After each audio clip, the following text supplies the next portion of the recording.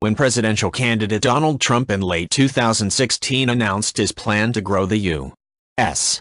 Navy from today's 275 frontline warships to a whopping 350 ships, Trump's supporters applauded. Unsurprisingly, Navy officials were also pleased. But professional naval analysts rolled their eyes. They knew what Trump apparently didn't know, or at least refused to admit in public. Building ships is expensive and time-consuming. A 350-ship Navy isn't impossible. It's just really, really hard. Now half a year later, the Trump administration has proposed its first full budget for the 2018 fiscal year. The budget proposal includes $603 billion for the Defense Department, an $18 billion increase over what President Barack Obama's administration had projected for 2018. But there's no trace of candidate Trump's plan to expand the fleet. Instead, Trump is asking for just 8 new ships, locking the Navy, at least for the next couple of years with this build rate, into a much more modest expansion to no more than 308 vessels. An expansion begun by Obama nearly a decade ago. That's right. Unless something dramatic happens soon, Trump's Navy will end looking a lot like Obama's Navy. And while Democrats, small government libertarians, and peace advocates might be pleased with such an outcome, hawkish Republicans and Navy leaders are already noisily protesting. This budget request fails to provide the necessary resources to restore military readiness, rebuild military capacity and renew our military advantage with investments in modern capabilities, stated Arizona Senator John McCain, a Republican. The Navy must get to work now to both build more ships, and to think forward, innovate, as we go, ADM. John Richardson, the Navy's top officer, wrote in a May 2017 study, emphasis his. To remain competitive, we must start today and we must improve faster. A bigger Navy would mark a major reversal of long-term trends. At the end of the Cold War, the then 600-strong U.S. combat fleet, including aircraft carriers, amphibious ships, destroyers and other surface combatants plus submarines, rapidly declined as successive administrations cut the Pentagon's budget. The decline continued even when defense budgets climbed back to Cold War levels in the aftermath of 9/11. President George W. Bush's military priorities were in Iraq and Afghanistan, not on the high seas. By the end of Bush's second term, the fleet had bottomed out at around 280 frontline vessels. Under Bush, the Navy built an average of between 6 and 7 new warships annually. As most ships serve for 30 or 40 years before wearing out or becoming obsolete, Bush's $12 billion yearly shipbuilding budget sustained a long-term fleet of no more than 230 ships. Obama and his long-serving Navy Secretary Ray Mabus significantly boosted shipbuilding account to an average of $15 billion annually. During the Obama years, the Navy acquired an average of nearly 9 new ships per year for a long-term fleet of some 310 vessels, 2 more than Obama's official goal of building a 308-ship Navy by the mid-2020s. 308 ships might have seemed adequate nearly a decade ago. But with both Russia and China growing and modernizing their own fleets, by 2016 the Navy had decided it needed more ships. Lots more. One of Mabus' final acts before stepping down in January 2017 was to officially endorse a so-called Force Structure Assessment, or FSA, calling for a 355-ship Navy, 5 more ships than Trump was calling for at the same time.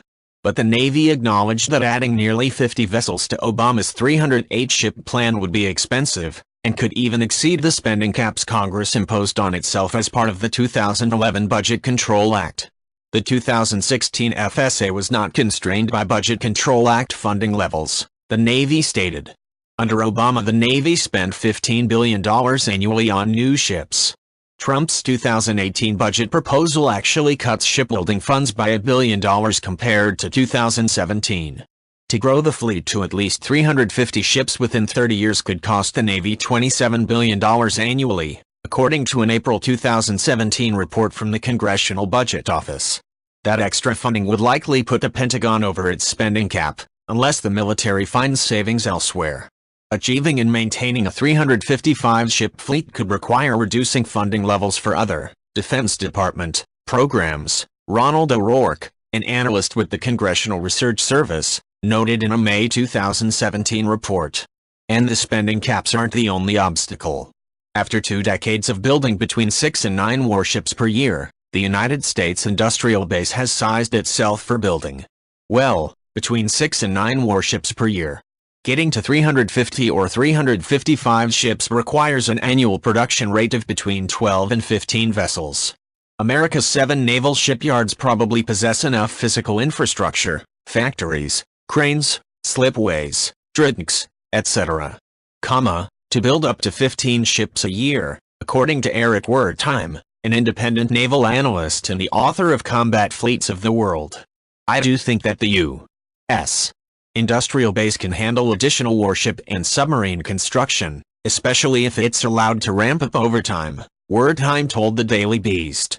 However, people could be the biggest problem. The 355-ship fleet could create thousands of additional manufacturing and other jobs at shipyards, associated supplier firms and elsewhere in the U.S. economy, O'Rourke wrote. But it could take years, or even decades, to train up thousands of new shipyard workers. The 2 U.S. shipyards that build submarines, Electric Boat in Connecticut and Newport News Shipyard in Virginia, learned this the hard way more than 20 years ago. Only 2 submarines were procured from 1991 to 1998, Lieutenant Seth Clark, a Navy spokesperson, told the Daily Beast. The expertise for submarine construction was dismantled. Around 2005, the Navy decided to begin buying 2 submarines annually. It took 7 years of hiring and training for the shipyards to get ready. It wasn't until 2012 that the Navy could actually begin ordering the extra subs. Trump wants to grow the attack sub fleet from 52 to 66. The Navy would have to start ordering more than 2 submarines per year. And that means Newport News and Electric Boat might have to go on another hiring spree. But it can take up to 7 years to train a welder qualified to work on nuclear-powered subs, Will Lennon, an Electric Boat vice president, told Reuters. In reality, it will likely take even longer than 16 years to get to 66 submarines, even if all the money in the world is forthcoming, one naval expert who works closely with Congress told the Daily Beast on condition of anonymity, as they were not authorized to speak to the press. The shipbuilding industry simply isn't ready today to build Trump's bigger fleet, and might not be ready for many years. That lack of readiness, combined with the eye-watering high cost of quickly building scores of extra ships, is the reason why experts never took Trump's plan for a bigger Navy very seriously. Trump would have to add tens of billions of dollars to Navy accounts every year of his first administration, and plan for hundreds of billions of dollars in extra funding in the decades following his first term. He'd have to convince Congress that the country can afford all that extra spending, and he'd have to rally lawmakers to repeal or amend the Budget Control Act. Absent all that, the fleet scheme is more than unrealistic. It would be impossible, the congressional source said.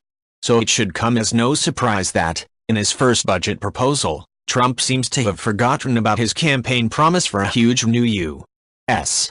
Navy. If you like this video, please leave a like and subscribe.